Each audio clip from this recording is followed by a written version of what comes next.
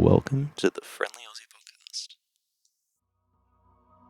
In this episode of the Friendly Aussie Podcast, we'll be talking to Finn Armstrong-Schmakeit. G'day. G'day. We're here with Finn Armstrong. Schmakeit. Schmakeit, yeah.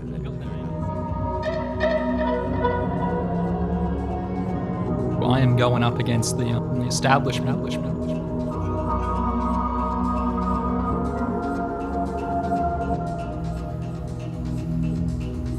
As a candidate in the upcoming Queensland State Election, Finn reveals to us his plans to push for the legalization of recreational and medicinal cannabis. I'm running as an independent for the seat of Bulimba in the upcoming 2020 state election. Queensland, exactly. Finn is fighting corruption in politics with his own form of firebrand populism. We sat down to talk with Finn about the regular issues that face everyday people here in Brisbane and across Queensland. Is that your parents hyphenating it? So this is my mother's side. It's Prussian, so it's part of Prussian. Poland Ooh. now. It's not a real country. That's all right. They annexed it. It feels bad, but It's a good place to come from, well, you know? in fact, my father's side is Italian. Armstrong is Italian. Schmakeit's German, and so we come Italian, from that German, sort of Prussian. refugee background. It's all over Europe. You've done the whole lap. Yes, the whole lap. Not much travelling how though. It's very sad. That's an interesting heritage. So why are you here, Finn? Well, I'm here because I want to talk about cannabis legalization because we talk about it. We talked about this before we went on air, but we're getting fucked over. We're getting screwed over. I shouldn't have said the F word. I got passionate. I'm sorry, folks. We just look at the people and I talk to people on the phone and I speak to veterans, British, ex-Australian Army. Their back's fucked up. They got shrapnel. They're in a lot of pain and they get a massive pile of pills. And one of them spoke to me. He said that he has a daughter, right? And he has to be very careful about where he leaves his prescription medications because if his daughter, takes one of his pills, she might overdose. Threatening, yeah. Yeah. And so with these people, they say, I smoke a joint and I feel good. Why isn't this legal? And I mean, we produce, 40% of the world's opium. We produce marijuana in Australia and we export it for other people's medicinal use and for recreational. I don't know about that part, but In some ways, it's the opium that's getting in the way of selling the cannabis in Australia because we have this connection to the UN treaty, the narcotic treaty in 1961. And that treaty, it dictates, where you can produce opium for synthetic opioids. I mean, Tasmania is one of the we look at largest our board of farms. directors for that. There's a lot of coincidences. A lot of people from the corporate world. They go, all right, it's time for me to serve the people. Yeah. All of a sudden, they're really interested in becoming public servants. And there's a revolving they door. take a big pay cut. They go down from $500,000 down to 100K or 70,000 euros, and they it's my time to be in the public eye. Never mind the fact that you look at those bank accounts in the Caymans and the money's stacking up. So Bulimba, who's your opponents? So I am going up against the establishment, Di Pharma. Yeah, I do know Di Pharma. She went to my grandfather's funeral. I didn't know she that. is a genuine, nice person. Yeah, right. But the issue that I have is that one of the biggest issues is the accountability. And so when I go door knocking, when I go talk to people, I talk to people and they say, I went near a train line and there's a lot of noise and a lot of new families moving in. Oh, yeah. And so every 20 minutes there's this big horn. So just imagine you've got a kid who's trying to sleep and there's this big horn and I go, what if we put up, because there's the train line, you can't show this because we're doing a podcast, but train line and then there are houses, street across. So across the road over there are houses, there's a train there. And so I said, why don't we just put up some trees, some dense foliage and we just we buffet the noise. And they said, 7 years ago, the council and our member was meant to do that, but they didn't. And you're the first person who spoke to me in 7 years about state politics. Wow. And this is the issue we have is safe seats. Yeah. Because you can arrogantly walk in there and you can go, this seat will always vote for Labor. So no public improvements We needed. don't have to do anything. You don't have to talk to people. You might have your close friends or the people who agree with you already. And you can feel like you're doing a lot of good because you have all these very positive sort of conversations. But these people, they agree with you already. And they're actively coming to you to sort of talk. The people who don't do that, the people who are disaffected by politics, they're just trying to live their lives. And there's a lot of stuff that we can do, like number one, soundproofing. Yeah. It's just so many simple issues that we could fix. And the people themselves, the people know the issues. They tell me the issues. Is it these simple issues that kind of brought you into politics? Or What brought me into politics was I'm just fed up. I'm Yeah. just really pissed off at the unaccountability, and I'm pissed off that when I talk to people on the phone, I do 20 phone calls, and not just Queensland. I go New South Wales, Tasmania, because state politics is more than just the state. Sure. It's about people. Fundamentally, my slogan is it's about people, not politics. And each of these people, I talk to them, and one of them, he was out in rural Queensland, and he said to me, it took him 2 weeks to get into contact with his MP. Right, 2 weeks, about an idea he had. And I listened to his idea, and I said, that's a really good idea. And I said, if you had 10 grand, if you said, I want to make a donation to the Labor or Liberal Party, they would have you in that office this afternoon. And they would get you a big steak dinner, a nice rump steak, and talk about it. But the fact is, right now, your voice is silenced. And so for me, at least, I believe in that idea of direct democracy where the people know what they want, and it's sort of my job to listen to them and really create that chain of accountability. So you're saying you can't be bought as such? Well, I am not taking a cent from big corporations, the banks, the lobby groups. And if we go onto the online disclosure website for political donations, we see the Pharmacists Guild, which, in terms of cannabis, they don't like cannabis for a lot, and they give money. They give 10. I shouldn't quote exact numbers because I'm just spitballing here. I've seen the numbers, but I don't want to libel. We've got to be careful about that, folks. But Yeah, of course. they give thousands of dollars to both the Liberal Party and the Labor Party, And it's all out in the open. And it's out in the open. It's legal. And Some of it isn't, but well, we're going to talk property developers, right? If you're a property developer, you cannot donate money to political parties or candidates in Queensland. Right. It's illegal. And Makes that sense. went to the High Court and they upheld it. Yeah. Why is it just this one very small industry that they go, oh, the corruption occurs there and not the other? No, It's because it's a big game and they go, okay, why would I close a loophole? And they've recently amended the electoral laws and they've doubled election funding. So for me, I'm an independent. It used to be $1.50 per vote I can claim back. So if I spend $1,000, I get enough votes. I can claim back $1.50 per vote I get in terms of to cover the expenses. So they've upped that to $3. And for the big parties, they get double the amount. So they have $3 per vote. That's gone to $6 per vote. So already they're paying me half the amount of money they get. Yeah. And even worse than that, as we look recently, what they've done is they've announced that there's a 30 grand slush fund to raise their electoral profiles ahead of the election. So every sort of member, because they didn't actually spend a lot of their electoral allowance due to COVID, they said you can spend that 30 grand and you can actually use it to boost your local profile. And so I know of one MP who I've been talked to, I probably won't name his name, but he's given that money to local schools in his electorate. And the rest are using that to sort of boost their profile, do meet and greets, hold events. And so I'm coming into this election where I'm taking my money from the people because I want to be accountable to them. If I take money from them, they're going to give me a call up, these lobby groups, these interest groups, and they're going to say, Finn, we gave you that money, now it's your time to help us out. And if I don't take their money, they can't do that to me. And How do you fund yourself? so right now, I think I put in $50, $100 a week into my campaign, and the rest is just donations. Okay.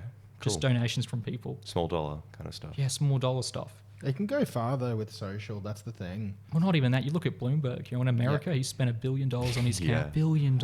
Yeah. Billion with a big B. You look at They like couldn't water. do shit. Flint, the water, it's just there's no water. It's just disgusting. It's contaminated. They could have fixed that for $200 million. The distribution of power is so skewed, not even in just America, but here as well. Because Definitely. Like the people who are representing, they're just part of an elite class. They're not connected to They the believe folks they're they're above the representing. people. Yeah, exactly. And I'll tell you, the big issue that we have is we have people like Bill Shorten. There's no charisma. Yeah. There's zero. He's meant to be a union leader. He's meant to be like those people. Even Albanese is supposed to be a working class hero. Where's the charisma? Yeah, exactly. Why can't they speak to people? Why can't they just talk? Yeah. Here's why, right? Because we have political parties, and these parties, they're dying, they're decaying, their membership numbers are going down, down. I think the Greens have 4,000 members, maybe less. Yeah. LNP probably isn't much higher. Labor not much higher. And we look at that massive, that massive branch stacking scandal we saw in Victoria. You know what I mean? So the fact is, if you want to be a politician, if I wanted political power, I could join a big party, and I could say in 5 years, I could get all my mates to join the local area, Get a nice safe seat. and I would win. Yeah. And I don't have to talk to a single person outside of that internal political class to do that. What I'm doing now is I'm going directly to the people with my message, and I'm trying to win their vote. I'm not trying to play the internal game. Well, that sounds like an improvement on what most are doing, even if you still run into challenges with that approach in politics or in parliament. At least you're being more authentic to If we talk about yourself. challenges, like you look at the numbers right now in terms of the polling, and so if I win this election and believe me, like this is a winnable election. We've looked at the preference Yeah. flows, very, very, very winnable. get out and vote for Finn, everybody. Yeah, get out and vote. You know, say hi to me. Yeah. I'll give you a wave. You know, I'll give you a snag. Oh, a wait, sausage. you can't. It's COVID. Oh yeah, we got to be COVID. You know, it's COVID safe.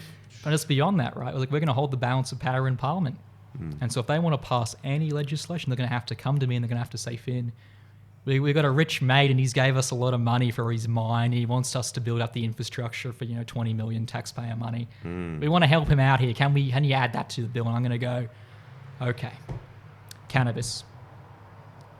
I might have to play ball because this is the thing. Like I want to be a politician. I might have to play ball with the establishment. But if I do, I am going to be absolutely transparent and I'm going to say, I disagree with this bill perhaps, but I'm going to vote for it anyway. Because if I do, we can get real support for our policies that will help more people. That's what I admire about you, and that's what I admire about people like Michael Berkman.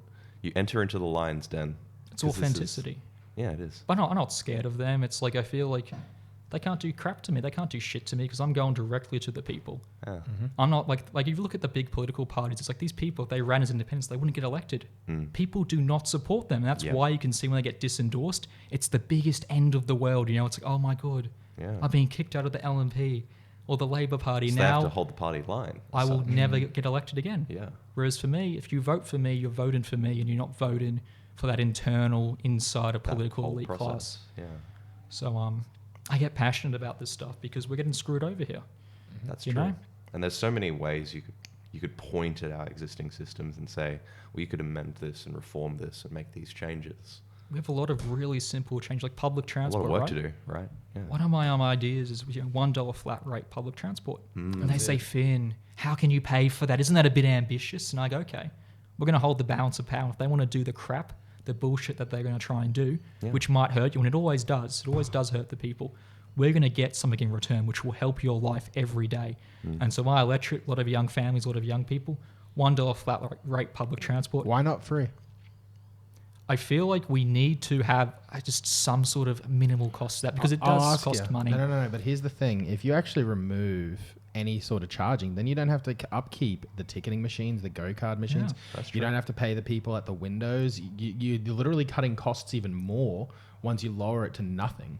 Because, like, do you know, my dad, like, I think it was like almost 20 years ago, he looked to go get a job where he was repairing the ticketing machines, and they wanted to pay. He's like an electronic engineer with like wealth of knowledge and experience. They wanted to give him like, I think it was just $70,000 a year, which is fuck all money, and to repair these things. But it's like, now we're going to the go-cards, and it's like, why does that even need to exist? Like, how much money goes into the people there? I've looked into it, right? And so at the moment, like with the numbers, to go completely free, I support that if we can have the money to do it. And so for me, just to add to my point, is it even if it was off-peak, that would be great. Yeah, off-peak, right? So how are we going to fund it, right? And my answer to this is the money's there, it's just being spent on stupid shit, grift, basically stuff to help the political insiders who give this money. Yep. Sure. You look at like the underground tunnels.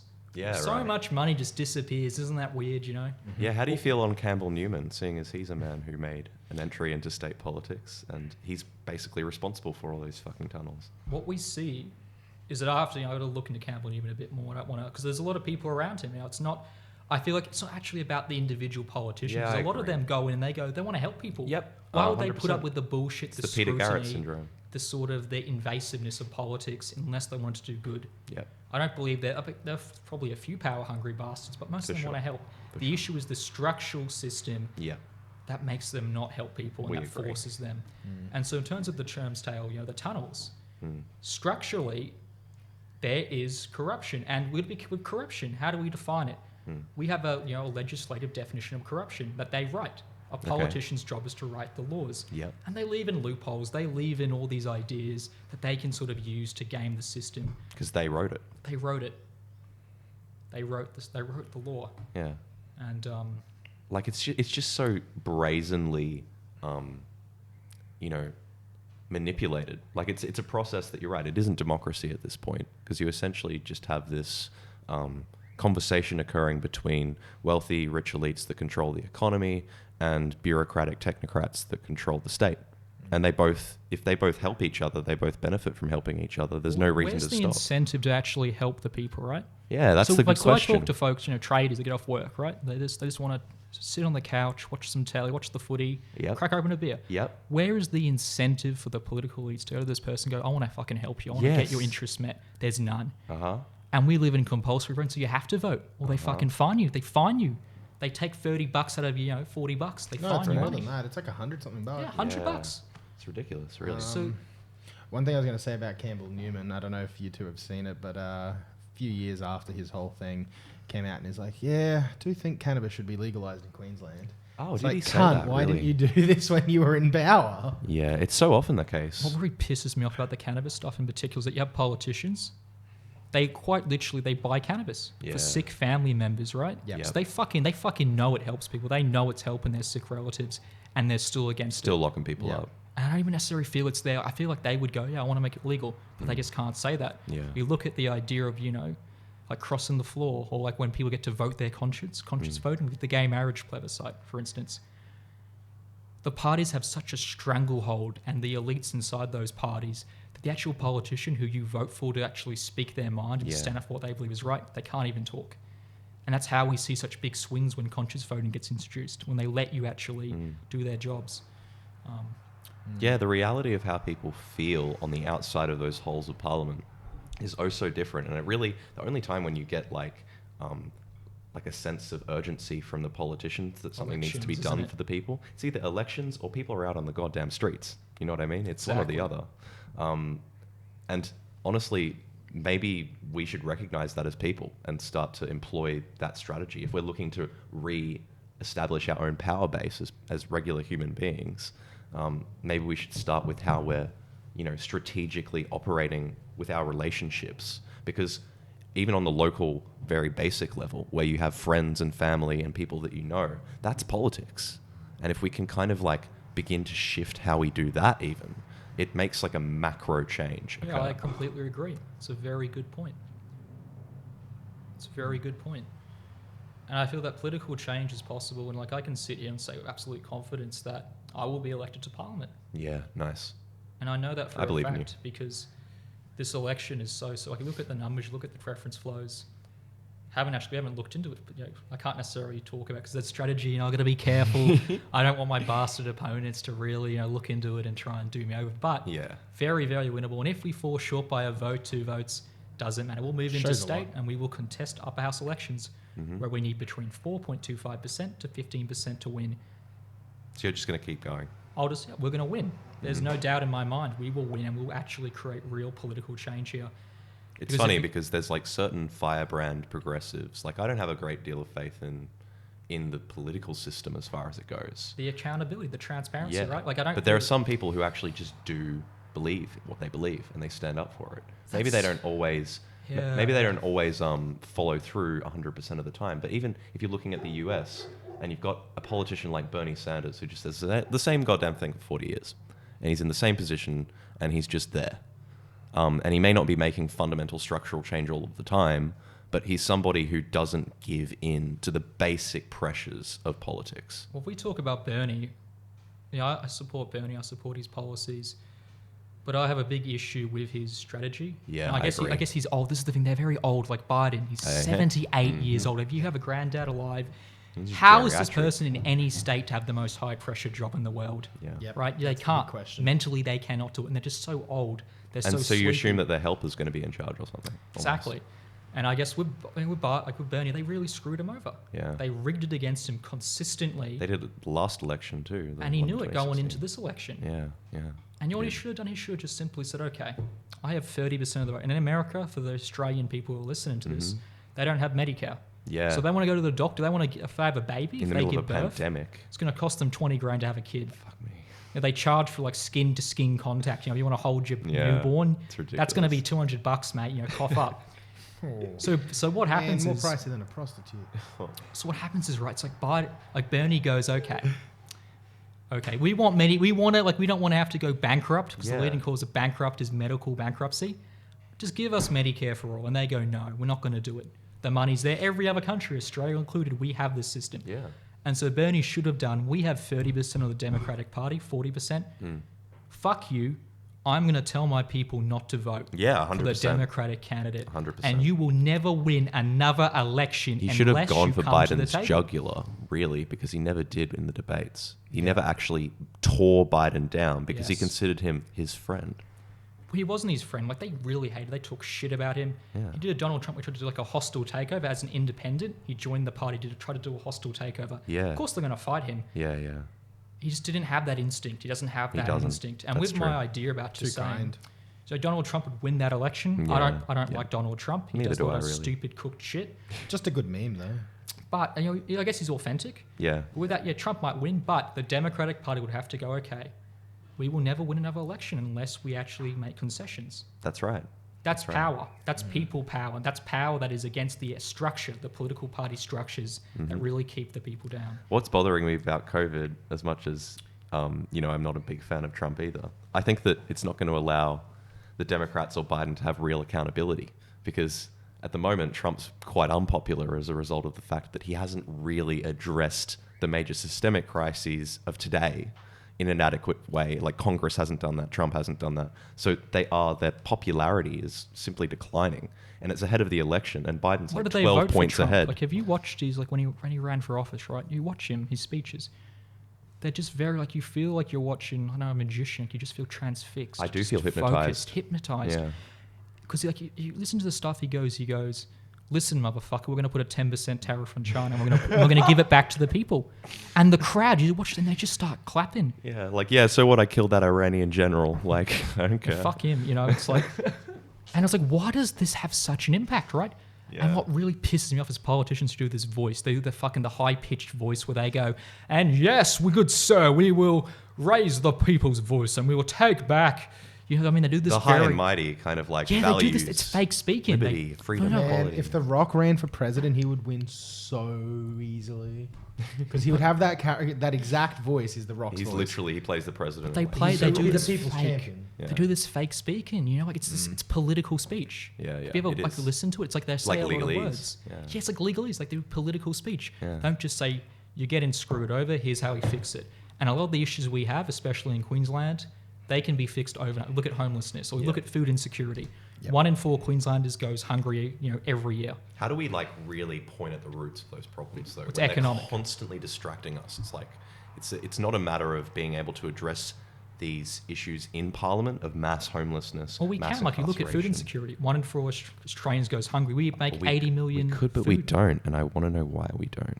Because do it they're more. not for you. They're not for the people. They're for themselves. They're for big interest groups, lobby groups. The system is designed to keep the will of the people out.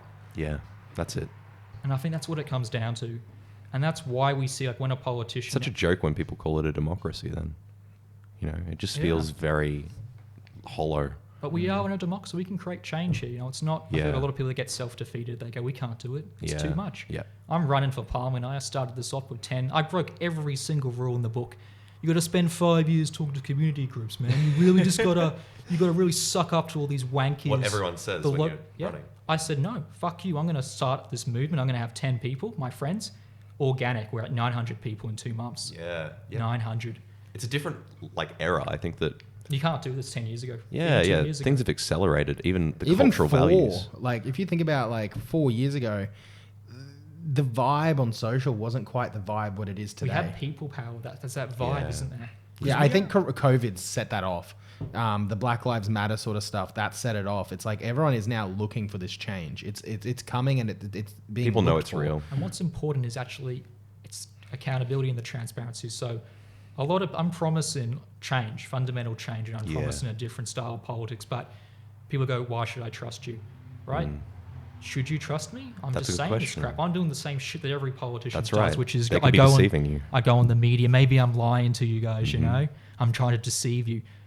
Accountability, transparency. So when I make a Right. decision, we make a press conference and we say, here's why. Cool. And if you go, that's a very dumb reason for not doing this, you don't have to. You now have a reason. You now have that. They don't just like not talk about it. No, that's true. And you know what? Like we look at the anti-corruption, right? Like Yeah. the federal anti-corruption commission. Both parties, they go, yeah, we're for it, mate. We're for anti-corruption. Why doesn't it exist? Why doesn't it exist now? Why doesn't it exist? They're both for it. Oh, they'll kick it down the line. Yeah. Next election. No, because there's obviously something that they're trying to hide. You know, I mean, if you have a independent commission that can figure out all of this stuff. We just look at it every day. There's a new corruption. We look at the councils sacked. Yeah. So we have all these councils just sacked, across Queensland. Okay, they're sacked by the state government. It's who's looked into Logan, it. right? Yeah, looked into it. So who's policing the state government? And so for me, at least, nobody. I want to have my books open. So with like economics, right? I got to talk to a lawyer because we got to see if this is very doable. But the idea is audit my bank account, audit my financial, and give it to the public. Because if I'm going tax returns and stuff. Hell yeah, tax returns. Okay. Because if I'm going into public office, I'm not doing this because I want money. Like I can make, like I've done business. Yeah. Had a You're six-figure young business. for a businessman, man. What did you do? I did politics, right? I talked about politics and American politics. Cool. The YouTube stuff. Yeah, YouTube, but also with the Republican Party back when I was more conservative. Yeah, okay. Just consultancy. Because I did roughly 80 million advertising impressions. Wow. And normally they pay you like $2 per 1,000 views or impressions you get. But whereas with political, they upped that to $12, $8. That's a lot of clicks. Yeah, it's a lot of clicks. It's What made you kind of go away from the conservative views and values? That's so interesting. So I feel like, number one, you don't change people's minds by debating them. You don't say, you're you're an idiot, you're wrong, you're stupid. Like I had a Fraser Annan supporter. Someone who supported Fraser Annan give me a call because I let people call me up. If they want to talk, they can talk. I'm going to listen. He berated me, called me a lefty, stupid little inner city lefty. You fucking twat, I hate your guts. What the fuck are you doing? And I go, I took edge of that. He starts ranting and then he goes, oh yeah, we should own our water. We should, Murray-Darren Basin, we should own the water. Yeah, Because at the moment, 10% of water, we have a big drought. It's owned by foreign companies in foreign countries. So you're listening to his concerns there. And I said, listen, mate, I disagree with 99% of the stuff you say, but I agree with the water. Yeah. And what did he do? He liked my page, was very friendly to me. Wow. Chucked in $5 Just to my one thing. campaign. Listen. We just have to listen to people. Yep. It isn't that hard, It isn't that hard. And it's like I can disagree with all these guys' positions. But with the water, we have all this drought and we're giving 10% of our water to foreign countries or foreign companies who don't even live in our country, who have no incentive to be sustainable and not just to exploit the shit out of it. It's... Yeah, and the way that, leaders present their kind of larrikinism in order to really just distract from the fact that is exactly what they're doing, and they're completely transferring large amounts of water and property and land rights. Well, what the lease is for the water? It was $250 in 1980. Now it's $500,000. Yeah. $500,000. And that's why there are so many small farms, so many small businesses that have had to sell on to foreign influence, or even just, domestic influence that has this large amount of power. What worries me with the COVID crisis, right now there's a lot of stimulus, right? Yeah. Lots of money flowing in. They're just printing the money. Mm-hmm. What's going to happen is once they just sort of they turn the tap off, they'll keep it on for their big business mates, but they'll turn it off for the average person. Around September.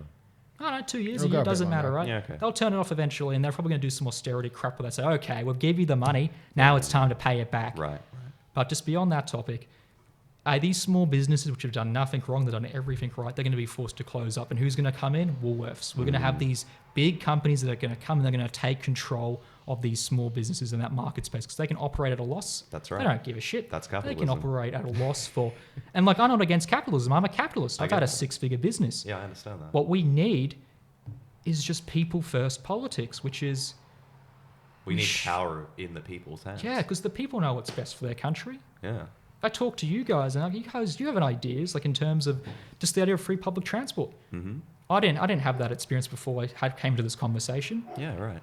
And it's all that matters is getting those ideas and saying, do you support it? Yes, I do.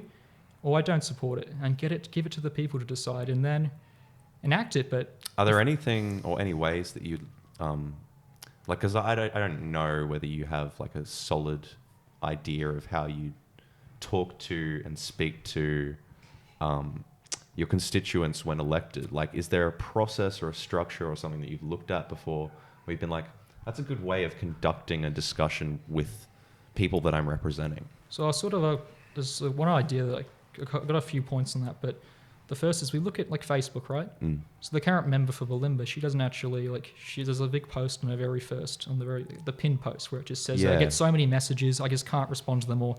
Send it to my office. That's the oldest trick in the book. Where they go, okay, mate, I'm just send it over to my political staff and I'll get back to you. Oh, I didn't get it from us. You put the responsibility not on you, but on someone else. Yeah. But with that, for me at least, like social media, like I have people and they spend an hour, half an hour of their time writing a big comment about ideas, and I read it and I respond. The politicians who I'm up against, they don't do that. They don't respond, right? That's this massive. person has given half an hour of their time to tell me something, and they don't even give a shit. They go, oh. Yeah. And I tell you what, it's risky. Because like if you read my comments, I say, I agree with you, mate. That's a very good point. What if people edit their comments and they say some racist cooked shit? Sure. And then they screenshot and go, oh, they said something racist, and I say, I agree. I'm agreeing with the idea that, environmentalism is a big issue. Yeah. Oh, what's happening? I don't care. Because at the end of the day, I feel that, I think with Facebook, we actually look at the edit when people edit their comments. So we're good on that front, but I want to take risks because I want to actually get politics back to the people and away from this crap where it's out of touch. And I want to make people's lives better every day because we have a lot of decisions that are very esoteric. They're very above. Why would you give a fuck if we're doing some crap somewhere else, right? You care about your own life. You care about how do you get to work or university or school. That's why politics, I think there's this disaffection with just how everything works in Parliament because you don't experience it if you're a regular person. It's just not your world. Like, the legalities and it's a political class. It's a political class. The same people who debate in uni. And maybe like 10 to 20% of the people, they go to certain institutions, blah, blah. But what's weird is that like politics, again, it's not unique to any particular class. People participate in politics all the time. And when people talk about drama between individuals, when they talk about all of these interesting dynamics that they experience between people, that's politics. And if we understood politics as something that was more personal, that was the personal and the political weren't these like demarcated spheres, then we could actually make real progress. Do you feel like we're moving towards that now? I do, sort of man. feel I like do. we are. Like I reckon the dualisms are breaking down in many ways. We're seeing a lot of people being more authentic. We're seeing a lot of people saying we're breaking down that dualism. Such a good point. So, there are contradictions in our social fabric, and some of them are economic, some of them are cultural, and they intersect and overlap, and they have very complex dynamics. But ultimately, it's kind of like in my opinion, the whole process of politics is about recognition. Yeah. And we're getting to a point where the society will be able to listen to its cells, to the people that make it up. We have the internet now. That's right. Isn't that beautiful? It's like everyone who's probably listened to us has a phone. Yeah. We're connected. We're human beings and we are connected to each other. Even if we haven't unlocked the potential of that technique, like those technologies, I think that there's a path where, because we're participating in it every day, we're actually maturing and developing emotionally, spiritually, just, as a society. And I think there are some things that will take a long time to work out, but systemic challenges that mean the end of... What issues do you feel? Like with cannabis or just in general? Like what are the I systemic... would say that like cannabis drug decriminalization is fundamentally important on the basis of liberty, but also I would say that, like, for instance, homelessness and like basic poverty in the developed world is a real issue. When it comes to basic like education and health services being underfunded, certain things not being provided to people in order for them to access the means of life. And in general, I just think that when we're talking about our relationship to the world around us, we are like natural biological creatures. And we are nature. Like we are not literally above nature. We are nature. Yes, a reciprocate of this entire system. We are like a node. And so in that sense, I kind of want to emphasize, just in my own politics, the essential relationship that we have between society and nature. Society, like human beings, are like the guardians of planet Earth. Stewardship of the Earth. Exactly. We have this responsibility, this collective presencing on this planet, and we get to decide actually how things go. And nature is something that we're developing and evolving. Like natural evolution took billions of years to get to the point where we could be reflective, to make these decisions and construct the world around us in a certain way. And now we're doing that to the natural world. And we're in a position where we can completely transform it and we can completely annihilate it. We could basically end up in a situation where everything is synthetic. So as much as that's completely fucked and weird, I'm an ecologist. I'm somebody who deeply believes in the intelligence that exists out there in nature. I think just look at like the golden ratio. Yeah, well, actually, that's it. That's it. It's just this beautiful rate, and you see it everywhere. You see it in spirals and grass and flowers and in animals. Their ear.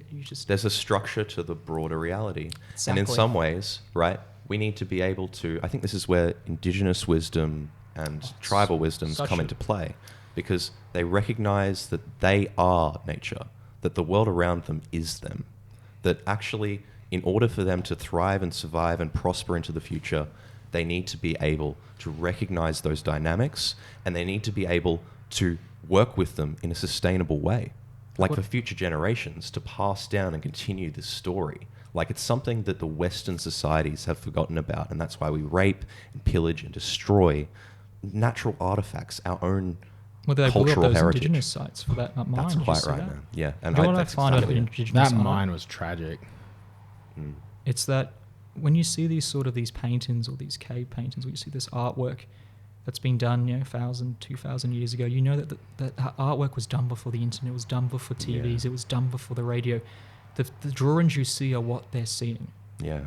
That is, like, I feel that any political movement in Australia needs to have the Indigenous on side, because it has to be an equal partnership.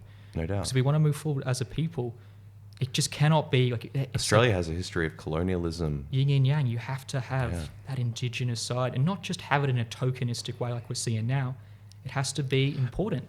My girlfriend's best friend is Steph Tisdale, and Indigenous she's like comedian. an Indigenous comedian. Like, she's been on ABC, she's been on The Project and stuff like that. And she has this joke where the Indigenous are actually like the fancy Chinaware. You bring them out for like when you've got guests, and that's what they did with like the 2000 Olympics.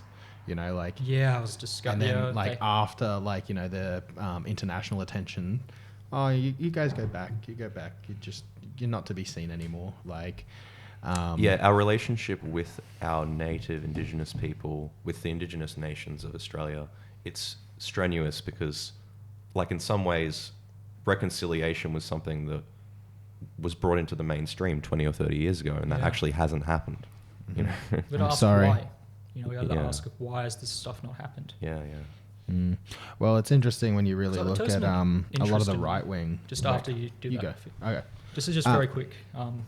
So I got an interview and they said, Finn, what are the biggest issues for Indigenous people in your community? And I said, it's not for me to say. Yeah. It's for me to ask. And then they said, Finn, do you feel that drug use or is a big issue? And I said, it's not for me to say. It's for me to ask. Yeah. This idea that I am meant to have these answers, that I'm meant to say, oh, this is a big issue.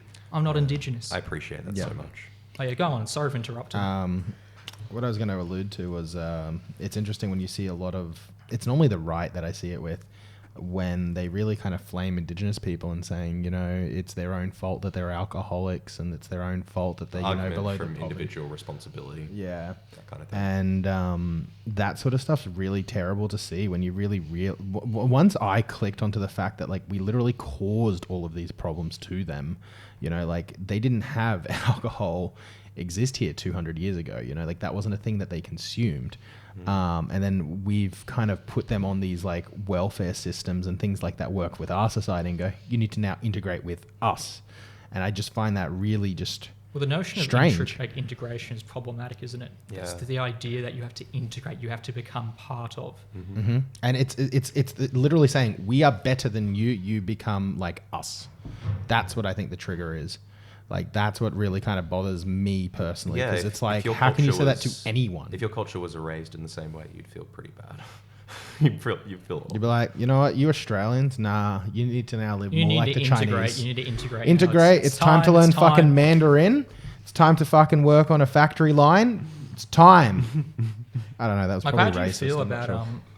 just that Drew Pavlov stuff? About the Chinese influence in universities. Yeah, that's a good question. He's better to ask. He went Honestly, to UQ.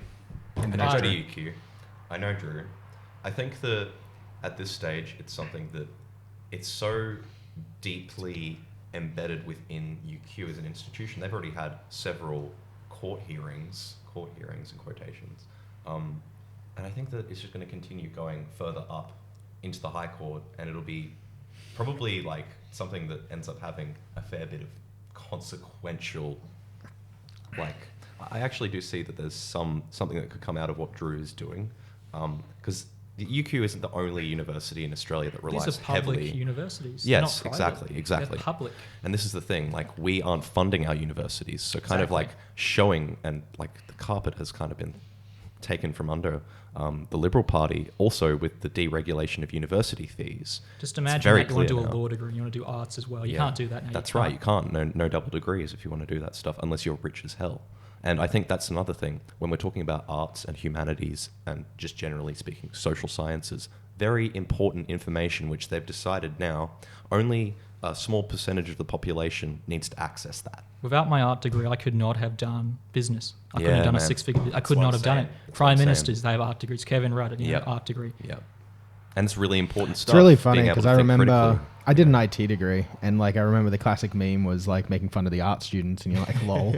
And now, like as I've grown up, I'm just like, fuck, I wish I did an arts degree. These cunts are smart. Like, when you do like such a specialized degree like IT, like I did, it's like that's all you learn. You don't learn about anything else in the world. It's literally like computers, programming. Like, I'm a fuck off decent web developer.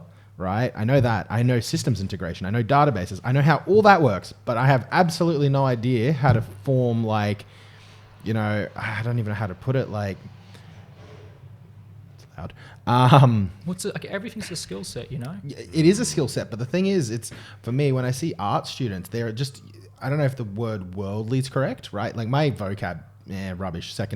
English is my Mine second isn't language. much better. Yeah. Right.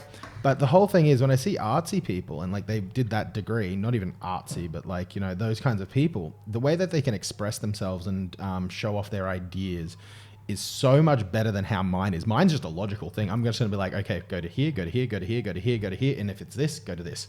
You know, like that's how my mind works. It's just straight fucking lines.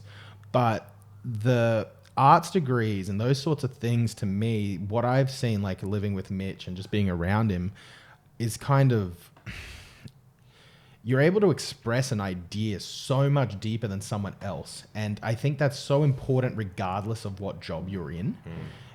There's like all of these things, and maybe I should have learnt this sort of stuff at school, and I hated school. Like, Well, schools, just on that, right? So a lot of people, they try and, they stroke my ego. Maybe they're trying to get something from, they go, you're so smart, mate. You're such a brilliant young man, destined for greatness. And I go, no, mate. I'm good at the stuff that society places weight on, right? Yeah. Society says being able to have conversations and talk to people, and business has value. Yeah. They don't say the same thing about a bloke who's very good at climbing trees, right? Yeah. but man, he can But they- climb a tree. Exactly. But they place value on this particular stuff. But see, that all comes back to like that capitalist nature of the world. It's like if there's money that can be made from that, that's more value. Like the highest value skill sets and stuff that we see are things of where money goes. So that's why people rank people who study music really low. Like it's like, well, all you can do is play music, bro. Like what can you do to contribute to society other than make beautiful music? Like fuck you. Like intelligence is it's a very interesting topic because Multifaceted, really. like, even just with education, like why don't we have online education where anyone could just do an hour a day, half an hour a day, and they can learn something new for free. Like Yeah. TAFE, online TAFE should be free, like entirely. online. And Man, I find it crazy because a girlfriend just Wouldn't signed cost up a for lot, would it? TAFE, and her course she did one degree. She's done one diploma before, like last year. She's doing another now due to COVID because she worked in events and events are gone. But the course was like 13,000 for the year. I did TAFE like 10 years ago, actually 10. And it was like $1.5, $2 grand my concession. parents' uni was free. They didn't pay a Yeah. cent. And it's like, Some people, they don't pay why a cent. is education going up? Paid job wages are staying the same. What's sort of interesting is the idea of, I think, they had that archetype of the nuclear family, right? The idea of one man, he has 2 kids and a wife. He goes to work, he provides, his wife stays at home. Yep. The fact that That's there was a not time where possible one anymore. person could provide enough for a whole entire family, for a woman to stay home and look after That was the kids. structure. Yeah. Now we have 2 people into 2-parent Earning families. one wage. They're both going to work full time. They're both making money, but they can't put bread on the table.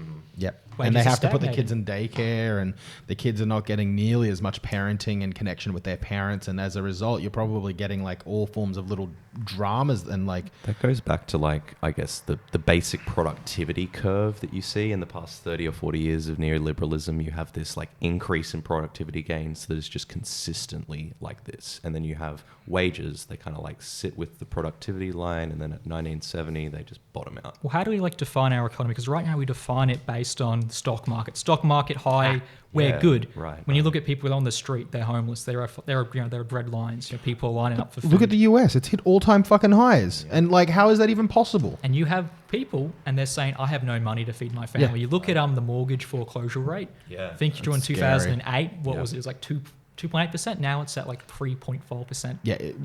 And the the next economy's year or soaring. two is going to be like, I like, honestly. We live in interesting times. We'll just say that, you know? That's a good way to put it. The next couple of years, it's just going to be frightening, I think, of what we're about to see. Although, you know what? The other thing about the US is that, honestly, they could end up in a situation where you might still have someone like Joe Biden in control, but, all 50 states in the next 4 years, they could legalize. And then what happens? Well, actually, I saw a bill that's getting through that said it was from the Democratic Party. They have already 40% of the vote to legalize, regardless if Biden... People want to legalize. If Biden, That's it. regardless... Even if Biden gets in, they said they regardless in 2021 they're voting on it and it will more than likely pass federally. Yeah, wow. So like they're going against president there. So that's pretty exciting because for us that would be great. Well, in terms of just us, right? Because we're talking about American stuff. We should be talking about Australian stuff a bit bring it more. back. But like, bring it back. I love the intellectual chats. Let's legalize cannabis in Australia. Let's do it. Let's just We fucking- need it. Finn, let's work together to do it. Let's just do it. Yeah. It's What's gonna ridiculous stop because us? think People about support it. how much industry this would bring. Like if you're How talking many about jobs? yeah, you're talking about we've literally just lost so many fucking jobs during this COVID period. We've How lost many people so that much would shit. otherwise be thrown in jail or like be in a bad Fuck. economic position? How many of them will be able to like grow plants for a living? That's what I want to do too. A big issue that we see with Canada is that it's legal, but it's very monopolized by Yeah. corporations. Yeah, this is the so problem. they go, it's legal, but wink, wink, mate. Yeah. We'll chuck it to you. And only Have one in plants in your 8 people. backyard. 1 in 8 people are actually buying from the legal market in That's Canada. it. That's so weird, isn't it? Right? They didn't get nearly the profits that they wanted, and the whole thing is it's because it all went to the corporations. What I want mum and pop shops. Yeah. I just right? want people to have their own plants in their backyard. Backyard. That makes the most fucking sense. But I want to be able to buy it too because I want to be able to, I've ran out of my plant that I just grew. The Or dispensary model is pretty cool. The dispensary. Yeah. And like the way I would do it, dispensary model, and allow for small business to actually get a part. Make sure the licenses aren't too expensive. Make Yeah. sure the regulation isn't too tight. Like Yeah. make it that You can could have regulation Let's just without say you have pricing people 50 out. grand, maybe 100 grand. You can invest that, and you can actually start a cannabis growing business. That's how much it should be. It shouldn't be $1 to $10 fucking million. I'll tell you what I'm going to do is day one in Parliament. I'm going to put forward a bill that would completely decriminalise it. Yeah, Just completely. They put it decrim in. needs to happen ASAP. We can't. It's Like, we so gotta, crazy. I believe we should completely legalise it, right? But we can't do that. I'm running for state parliament. Just completely decriminalise it. Actually, what we've been told, the states have the power to legalize. They do. The states have They do more indeed. power We'll than do the it. federal. So on the state level, you should be able to legalize technically. Now, it would still be federally illegal. Yes. But that wouldn't matter as much. It's weird. It goes against Constitution, but it also like goes with the The Constitution. people who are enforcing the drug laws at the moment, they're the state police. So it should be very possible to legalize. And I'll tell you what, if we look at how it's going now with the data and how many seats each party wins, if I'm on that crossbench, Ooh. You have massive influence if you actually. and I'm the get one it. who decides whether they can put the legislation, but I'm going to say you're going to legalise it. And if you don't, well, Well, then fuck forget you. about it. Yeah. forget exactly. about it. You're going to come to the table. Otherwise, I'm not going to do crap because we're going to get this done. Give us the weed. I think honestly, that's And how people you support play it too. politics. It's not just me. Like, Yeah. Lots of people support It it. just makes sense. Someone just needs to get in there, like you, and basically make the case to the point where you're like, if you don't do this, which is what the majority of people want, well, then I'm just going to make your life hell. We'll tell you what, like a lot of people, they say politicians are dickheads. Yeah. My philosophy is I'm a politician, I want to be one, so I'm going to be a dickhead, but I'm going to be a dickhead to them. To right people. Not to you. Yeah. To the people who are just trying to fuck you over and screw you. I'll be a dickhead to them. I'll be argumentative. It's very important. That's good. Yeah. I think And I'll that's, be nice to the people. I think Because that's a nice, wholesome way to end it. Really. Yes. Yeah. Look, thanks for your time. Oh, thank you so for your much for time. coming, man. It was a really good discussion. It's going to be really interesting. When's the election? We got October the 31st. 31st. Oh, just the week. When's the US one? That's like the first week of November. So I think it's like. Sure. I'm pretty sure it's the first week in November. That, and you've got the New Zealand elections. So you've got the referendum on cannabis in New Zealand. So That's a biggie. everything could be happening this year. Oh, I'm looking very forward to it. But, just Because I just said I was going to talk about my cannabis plan, which is day one, legalize it, put forward a bill. Dude. They might vote it down, screw them. You have my They- vote. That's such a fucking good Appreciate that, right? But if they want to pass, give their crooked mates that extra to build that infrastructure with your money. It happens anyway. All right, fine. I hate it. I'm going to stand against it. But if I have to sign on to that dotted line, I will. But I want cannabis legalized, and I will fight for it. So Give us the weed. thank you so much, guys. Thank you. so much. Bye bye.